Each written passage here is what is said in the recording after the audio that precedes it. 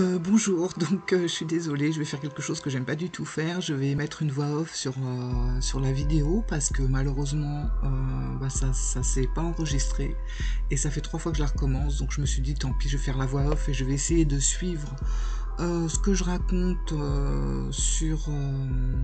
sur la vidéo. Ça va pas être facile, ça va être un vrai cafouillage, mais c'est pas grave. Donc là, je vous dis tout simplement que je vais vous montrer un petit peu les différences qu'on va trouver avec le Rider-Waite classique et l'After Tarot qui est justement quelques minutes, quelques secondes après les cartes du Rider classique. Voilà.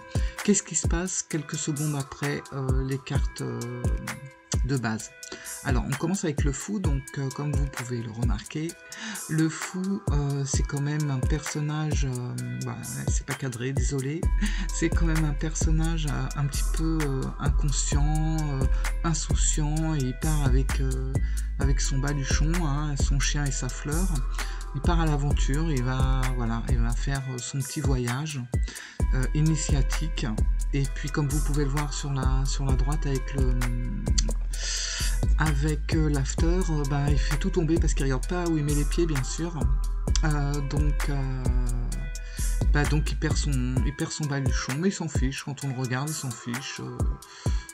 Il a quand même sa fleur, il est content de lui, rien ne le touche en fait. Le chien, on a l'impression que le chien est beaucoup plus traumatisé que le personnage lui-même. Donc voilà, le fou va faire son petit chemin de vie en essayant de prendre en maturité. Voilà, pour l'instant, bon, voilà. Bon, ça va, pour l'instant, j'arrive à suivre. Je sais qu'après, ça va s'accélérer, donc je vais complètement cafouiller. Voilà, vous voyez, il tient sa fleur, sa rose, mais le reste, bon, il perd son sac, il s'en fiche un peu. C'est pas le plus important pour lui. Là, on a le magicien. Donc le magicien, on voit qu'il est en train d'activer tous ces éléments. Ça y est, ça bouge. C'est grande prêtresse maintenant. Donc on voit qu'elle a, je crois que la grande prêtresse avait ses clés par la suite. Donc là, l'impératrice, je me dépêche, qui est quand même très maternelle, c'est la fertilité, la féminité et tout ça, et on voit qu'elle a un signe à ses pieds. Bon, voilà, on est déjà avec l'empereur. L'empereur, elle est souvent représentée par un bélier, d'ailleurs sur son trône, on voit qu'il y en a partout, et là, sur l'after, il a un bélier à ses pieds. Donc ça représente vraiment le côté dominant, têtu, voilà. Le hiérophante, lui, le hiérophante, c'est voilà, il a un livre parce que c'est quand même l'enseignement. On passe directement avec l'amoureux, c'est elle qui est déjà parti, et on est avec le chariot qui, si vous avez bien regardé, est sur l'after prêt à partir. Parce que les animaux étaient debout. Là, on est avec le lion. Le lion très dominant d'un côté et plutôt adouci de l'autre. Maintenant, c'est l'ermite. Ensuite, c'est la roue de fortune. La justice. Mais c'est quoi ce truc? Ça va trop vite. J'ai l'impression d'être un... Vous savez, ceux qui font le foot, là. Donc, la justice, le pendu.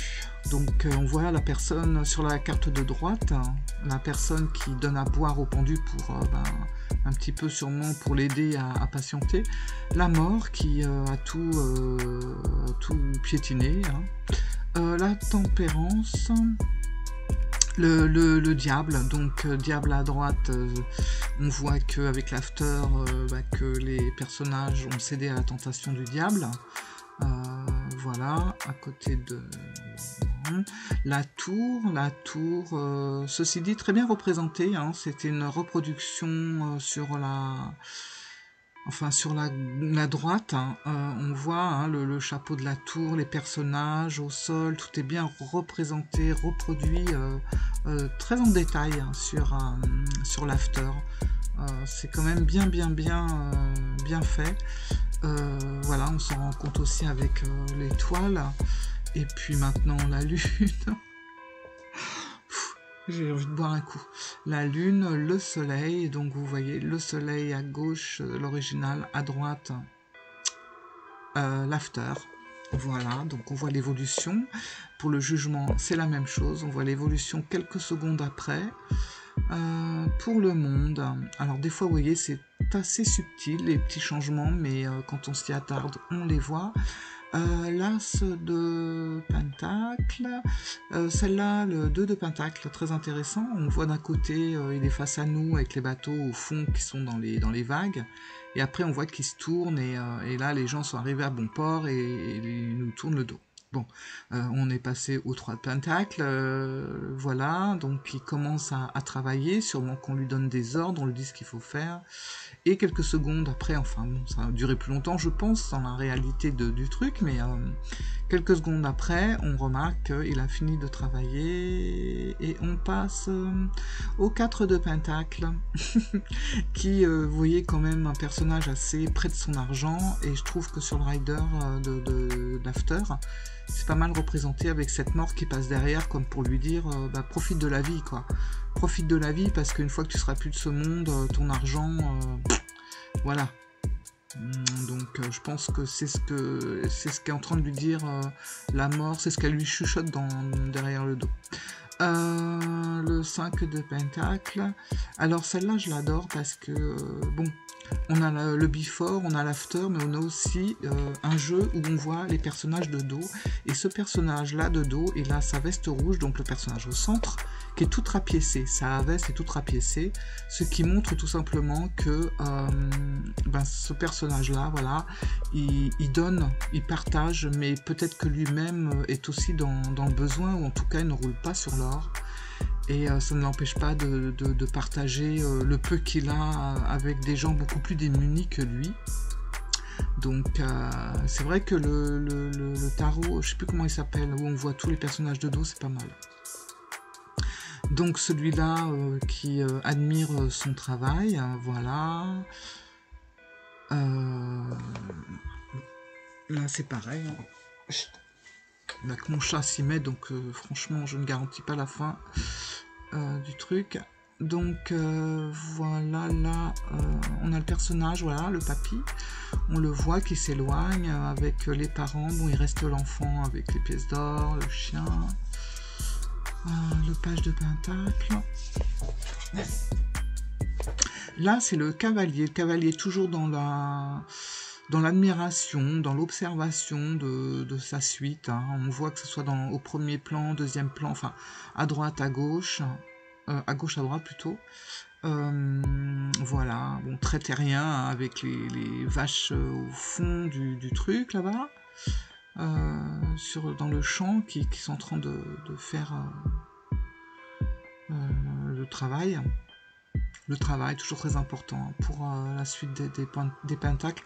La reine qui vient de passer rapidement, le roi, voilà, et on attaque la suite des coupes. Voilà, donc vous voyez, avant, après, donc il y a eu un rapprochement. Là, on trinque et puis après, ben, on s'amuse. Donc, ensuite, voilà.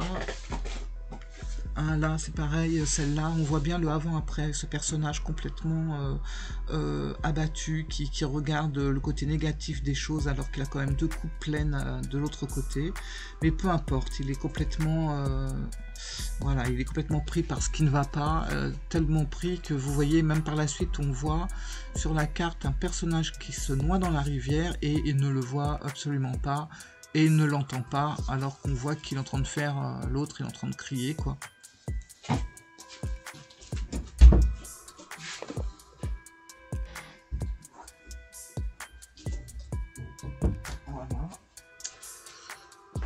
Là, on voit le personnage blasé. Là, il est temps de faire des choix. Il est temps de regarder un petit peu ce qui se passe autour. Et puis, vous voyez, sur la carte de droite, les choix ont été faits. Pas forcément les meilleurs, mais bon, c'est pas grave. On va continuer avec nos choix. C'était ceux qu'on avait choisis à ce moment-là. Là, c'est pareil. Un personnage en rouge, vous voyez, qui s'éloigne. Ça, c'est la carte classique. Et puis après... on a justement après une femme qui apparaît. Là, on est dans l'opulence, dans l'abondance. On voit ce personnage qui a réussi avec toutes ses coupes derrière. Et voilà, on lui amène un bon poulet. Alors, 10 de coupe, franchement, je l'aurais pas imaginé autrement pour les quelques secondes après. Le côté réunion de famille, fête, feu de joie. Voilà, ça représente... ouais, on l'imagine comme ça par la suite. Page de coupe... Bah écoutez, c'est vrai que ce poisson qui débordait de la coupe, je suis pas étonné qu'il saute. Donc voilà, le cavalier de coupe, tranquille, lui, voilà, sûr de lui, en tout cas, il avance. La reine de coupe, voilà, le roi de coupe. On attaque les épées avec l'as d'épée. Le 2 d'épée, où on voit vraiment que là, le personnage a peut-être, voilà, ne sait pas trop ce qu'il faut faire et a peut-être besoin d'être aidé pour faire un choix, à droite, à gauche, bon voilà. Celle-là, je la trouve super bien représentée avant-après, et l'après surtout, parce que ça montre bien que là, vous voyez, on a quand même en quelques secondes, on a réussi à retirer les épées dans le cœur, et puis on a pansé ses blessures. Donc, si on regarde la carte de gauche, voilà ce qu'on pourrait se dire, c'est que on souffre, mais que voilà, dans quelques temps, les choses vont doucement s'arranger. Voilà, et puis la douleur peut-être finira, même sûrement, par s'atténuer avec les pansements autour. Bon, là voilà,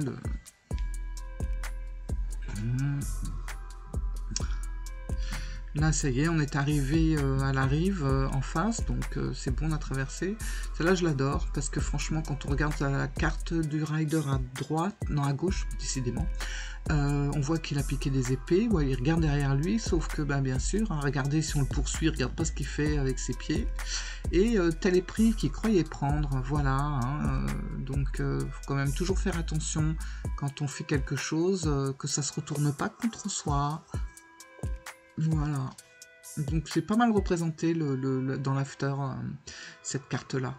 Hein, c'est un peu le karma quand même.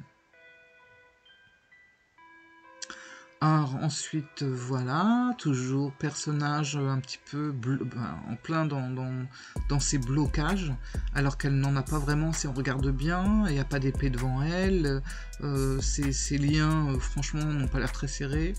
Mais bon, elle est quand même bloquée sur pas mal de choses et elle a peut-être besoin d'une aide extérieure. Ce qui arrive quand on regarde la carte de droite, hein, on voit qu'il y a quelqu'un qui vient, même s'il ne fait pas grand-chose, oui, je pense qu'il va la soutenir. Voilà.